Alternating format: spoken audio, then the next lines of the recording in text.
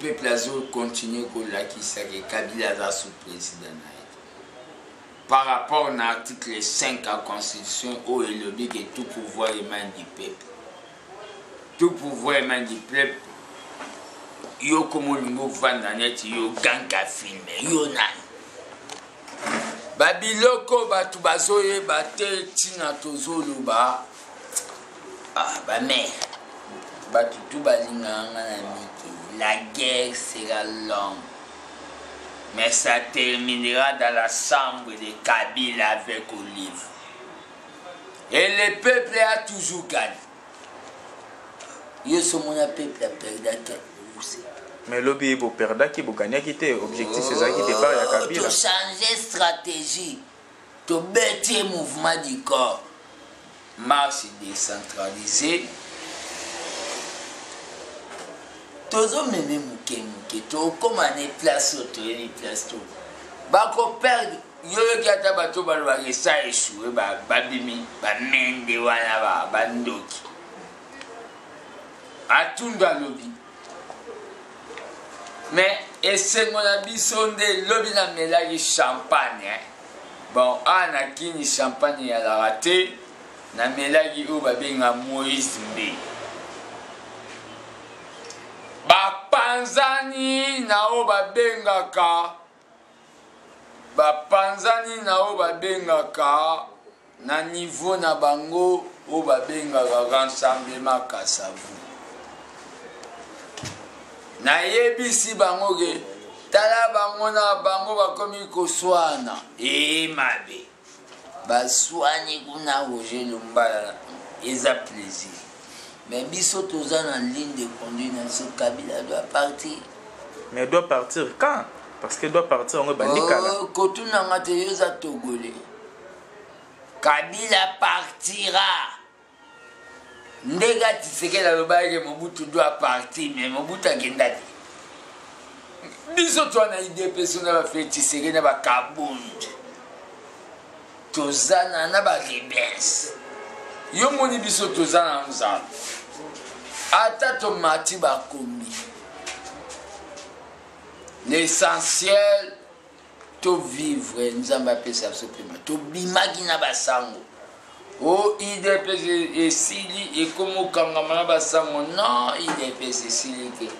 Moutazon loba même cause Nabino. Oh boy, l'église au milieu du village, Naboyango Moutalobam.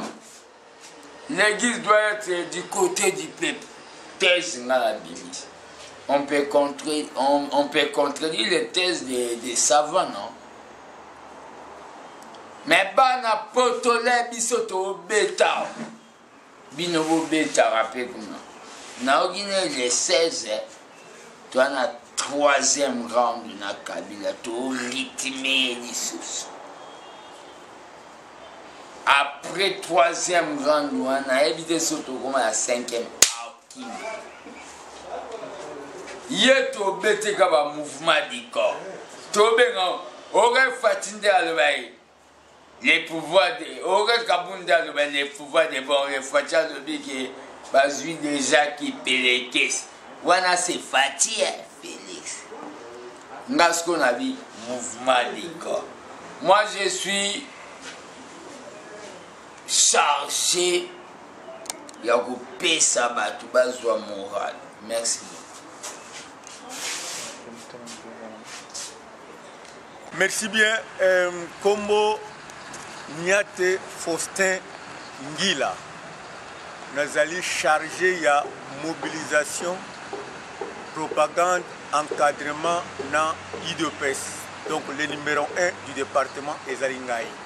Oui, lobby Bossala qui échec parce que l'objectif est qui départ à Joseph Kabila. Tout le monde qui est Bossali échec, lecture ni ne sala na journée à lobby. Non, ils ont échec. Tout sali échec. Quand toute la RDC s'est mise debout, Boyoki partout, à travers toutes les provinces, population a télémis. Le message moko Kabila Aken. Mais Keïté, c'est ça que moi je dis. Non. Combat na biso ezali combat ya libération. La libération combat na biso to bandi combat na Kabila te. Nous avons l'IDPS depuis 1982. Kabila yaki lobia wa na 97. Alors c'est dit que biso combat na biso ndenge tozoka méthodologie na biso, nous continuons avec nos actions na marque tozo kende wana. Biso kokenda Kabila eza imminent, Kabila doit partir. Kabila doit partir et le mot bolanda ki lobby Congo mobimba. C'est un message pour na bino bandeko bozana poto mokili mobimba. Na sepeli que bolanda ngai. Mboka na biso boyeba bien bandeko que depuis 97 et comment occupé. Mboka eza occupé par AFDL. Kabila a kotika la kosala volonté ya ba Congolais te parce que ba Congolais bazana yete. Bayaki na contre na bango ya AFDL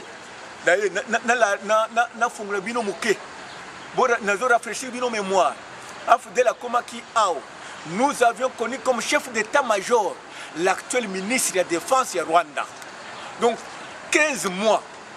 Tango Laurent Kabila yekoloba akende guerre bandi. Na kati ya guerre wana Laurent Kabila AFDL babomi Laurent Kabila qui était congolais ba effacé. Donc le pays est occupé kaka bango. Élément mususu na kobakisa bino. Joseph Kabila Moutali Bosso nommé général na kati ya RDC Bosco Tanganda. Bino tout boyebi qu'est-ce que Bosco Tanganda a fait des Congolais. Bora tenir yango malamu. Bosco Tanganda na Est. Après Bosco Tanganda, bota la histoire et na Kundabatware Mutebusi. Après Bango M23. Et Boyebi, tout celui qui levait le ton, la tête contre le mouvement Wana, Boyebi quel était son sort, tué ici à Kinshasa par Kabila. Donc c'est dit que c'est l'AFDL qui gère le pays. Namitewa IDPS a déjà compris Jewana Bandakal. Depuis notre leader, pour leader Nabiso, à l'Obaka que Bapaya tout Basumi Biso Mobuta Kende Bazonga. Laurent Kabila Lobby, étranger Bazate. Pourtant, nous avons comme chef d'état-major James Kabare, l'actuel ministre de la Défense du Rwanda. Et voyez que la contre sécurité RDC, je ne vous apprends rien. C'est toujours le même monsieur qui fait la loi à la RDC.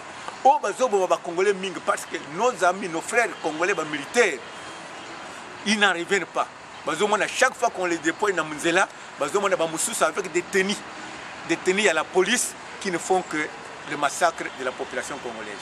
Mais ça, je disais pas Nabino Bandero Bozana Poto. Comportez-vous comme De Gaulle. Poto wane bovandi rango pambate. Poto wane bovandi, réunissez-vous, bon mirir makanisi, parce que nous devons nous libérer. La RDC est occupée. Bon, c'est le coup De Gaulle à Salaka quand la France était occupée. Bino en France, Bino Bozana États-Unis, Bino Bozana Canada, partout à travers l'Europe, en Afrique du Sud. Levez-vous. Nous mettrons en place je crois que Souki Botier le boko à la patte, comme on le dit, dengue bossana ba musicien congolais. Et j'ai été content que même soi-disant confession religieuse cracher sur le cardinal Mosengo, vous avez levé le ton. Les Congolais ici à l'unanimité, tous on a besoin il y a aide Nabino pour que Kabila Aken et la RDC sera libérée.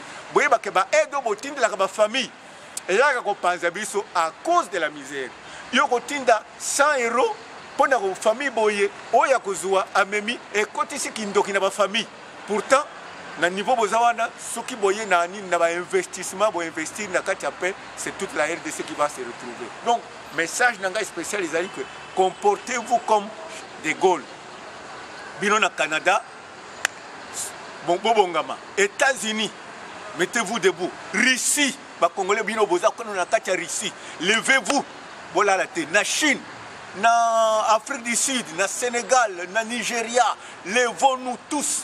Biso na RDC, nous nous préparons sérieusement pour le départ de Kabila. Voilà les Cambodges. Ce que Kabila a accueilli, tout va marcher comme de la roulette parce que c'est le grand obstacle. Et boy, je vous rafraîchis la mémoire. Depuis que Kabila est là, les Congolais ont plus de 10 millions. Plus de 10 millions de morts à la RDC. Par l'AFDL Kabila Ndebazobo. Et Bolanda qui Kabila Tanga Kendiki na New York, il demande le départ de la MONUSCO. Et il y a 4 jours, Museveni aussi demande le départ de la MONUSCO. C'est que MONUSCO a commis témoin gênant.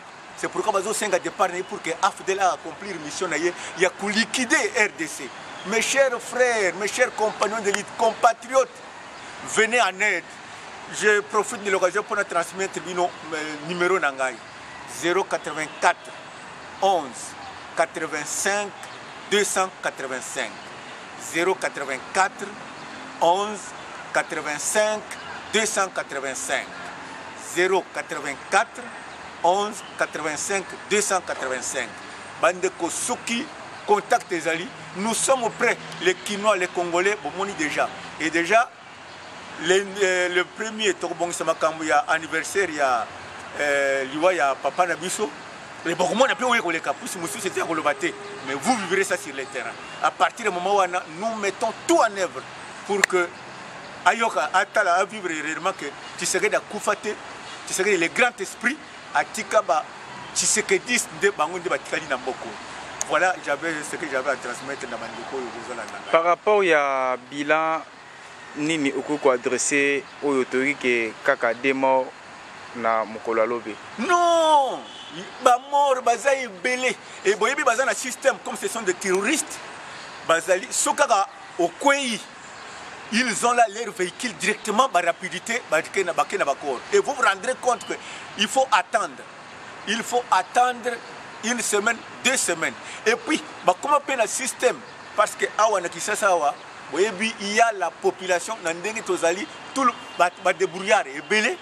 Tout le monde a constaté perte batou, même 1 mois après, même 2 mois après. Parce que les gens peuvent penser que non, à Longwawa, le coup de bateau tamboula, non, Hermusa Kendiki Makamena qui quitte Hermusa Kendiki Makamena Matadia Keboy, Zoka, à Kweki Nababal Nabango, à Bungi. Toyaka constater ma perte Bandegonabiso, des fois 1 mois après, 2 mois après, non, à comment Wate, et Botuna Niboye.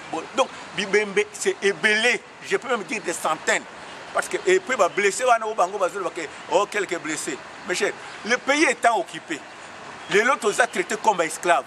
Est-ce qu'un criminel, un terroriste, le Kol Kabila peut-il dire la vérité?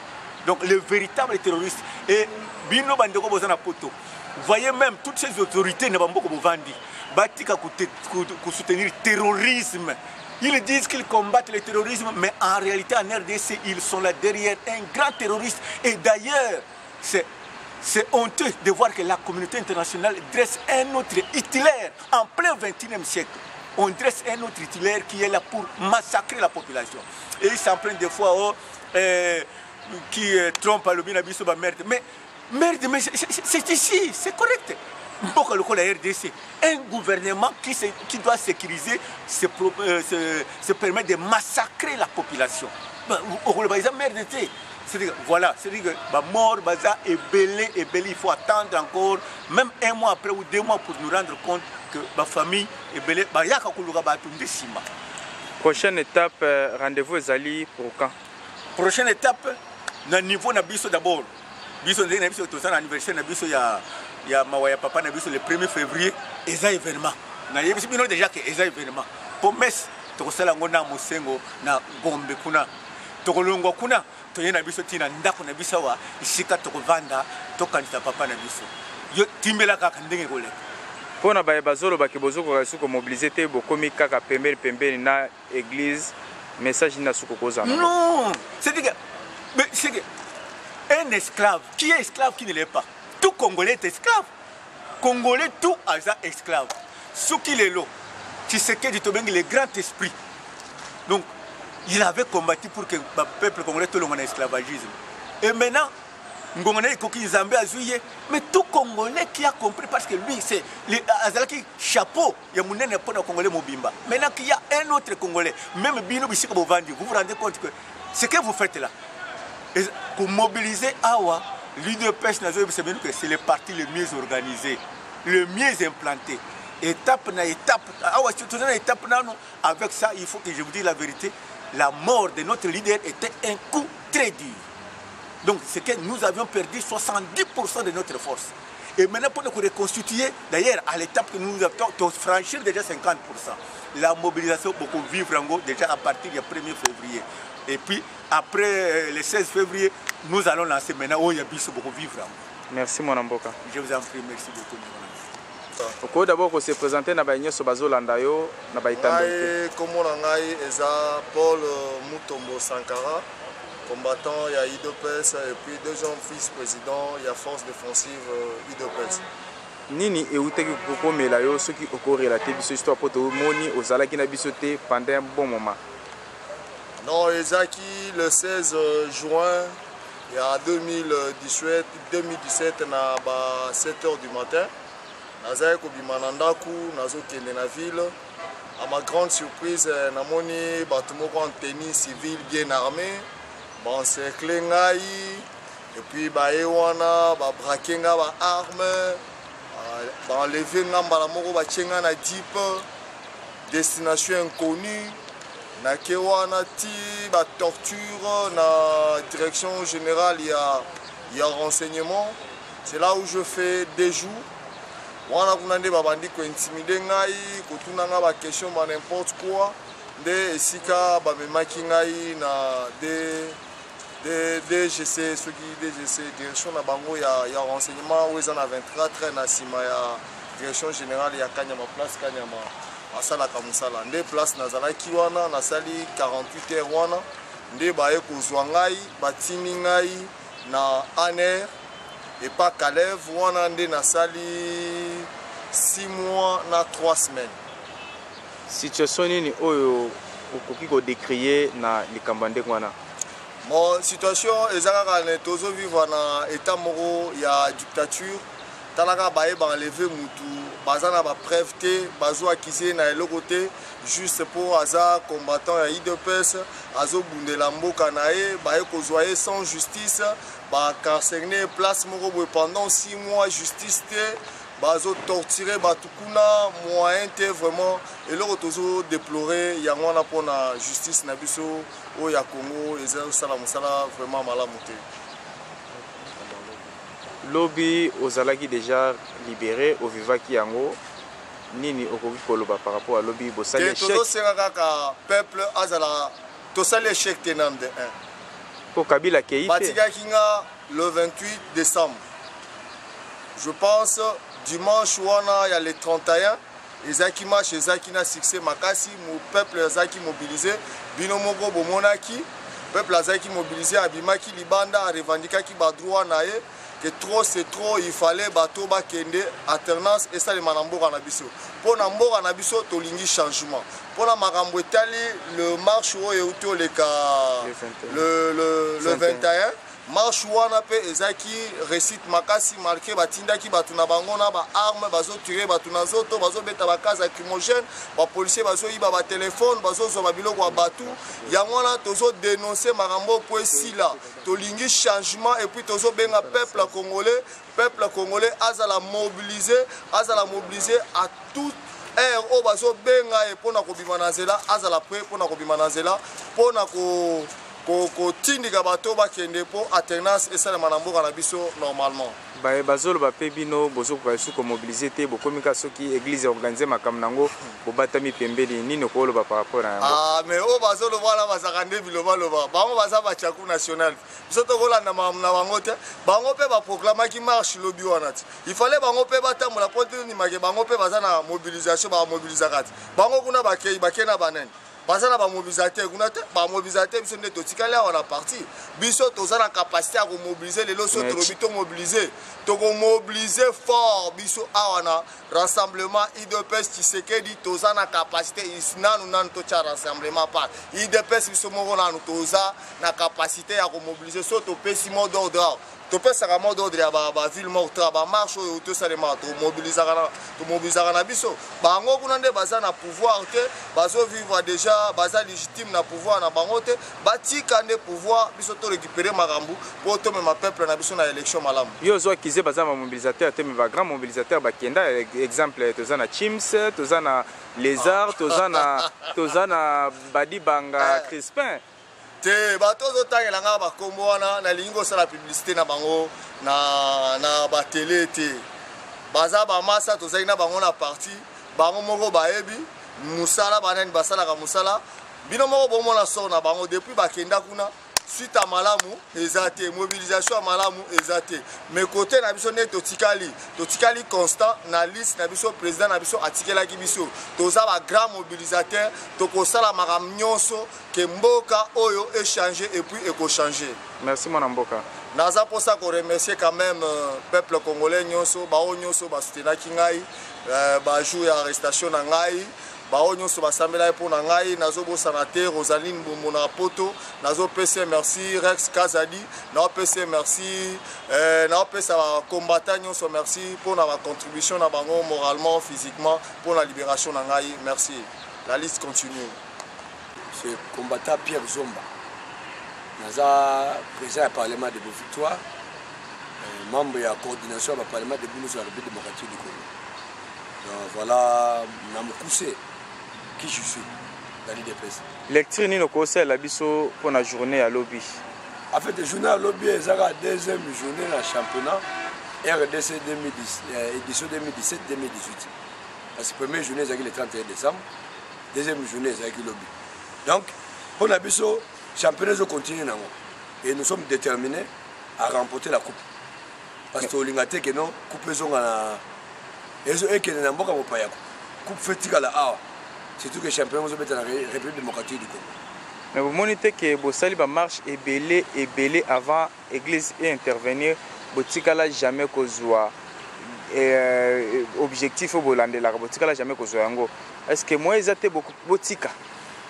Mais ils ont la bandimi église chaque année on va recevoir année X année à libération année X année de gloire mais tout le bandimi wana est-ce que au nzam au busenga nzam nzam appelle ça bino bazong so réponse ka noter l'histoire fait vivre toko zela nzamba sala et na mona te mondimi oyo asenga nzambe bénédiction en tout cas, comme année 2017, on peut signer le côté, comme ça en 2018. Vous remarquez que par rapport à la promesse aux Nzamba, on peut demander de Nzamba, 2018, côté de sous.